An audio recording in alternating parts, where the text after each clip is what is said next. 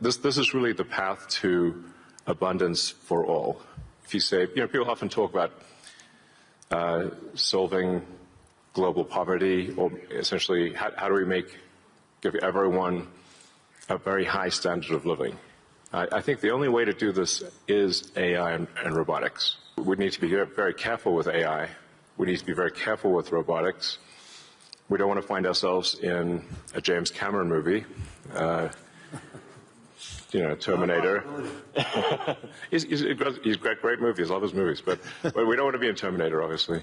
If you have ubiquitous AI that is essentially free or close to it, and ubiquitous robotics, then you will have an explosion in the global economy, an expansion in the global economy that is truly beyond all precedent.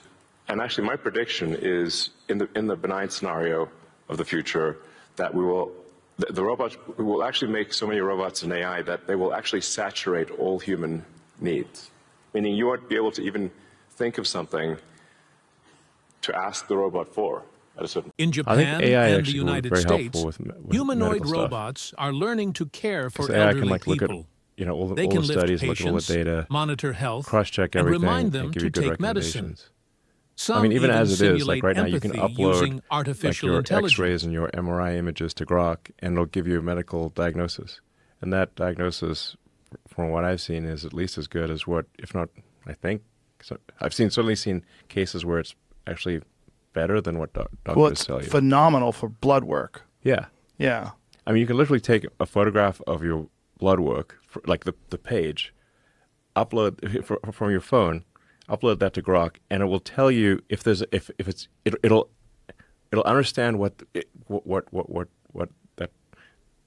all the data results are, and tell you if there's something wrong. It's pretty amazing. Yeah, and it's because we're effectively the way I view it is, the image in my mind is of a tiny candle in a vast darkness, a tiny candle of consciousness that could easily go out.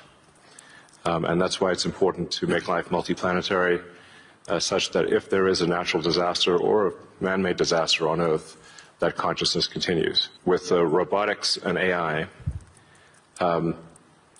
this is really the path to abundance for all.